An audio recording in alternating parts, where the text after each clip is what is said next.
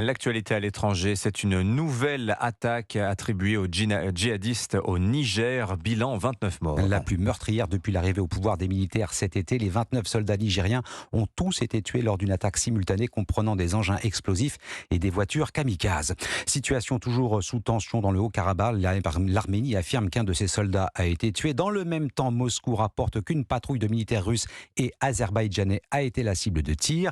La ministre française des Affaires étrangères, Catherine Colonna, est attendue sur place aujourd'hui. De son côté, la diaspora arménienne installée en région parisienne est totalement mobilisée pour envoyer le plus d'aide possible. Reportage à Issy-les-Moulineaux, Alban Le Prince.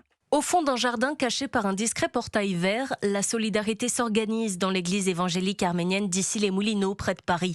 Le pasteur Mikaelian coordonne l'aide aux réfugiés du Haut-Karabakh depuis le premier jour. Alors on a décidé tout de suite de débloquer 50 000 $, fournir de la nourriture, des produits d'hygiène. Certains fidèles vont encore plus loin, ils sont prêts à se rendre sur place. La semaine prochaine, nous avons 2 chirurgiens dentistes qui vont y aller. Souren Kevorkian, président du Fonds arménien de France, lui, était à la frontière quand a débuté l'exode massif des Arméniens du Haut-Karabakh. On a nourri au passage 50 000 personnes. Ils ont passé 2 à 3 jours pour faire 50 kilomètres. Quand on leur donnait à manger, les gens pleuraient et les petits-enfants demandaient du pain. Pour la première fois en 30 ans, une mission de l'ONU est arrivée dimanche dans le Haut-Karabakh, trop tard pour Souren Kevorkian.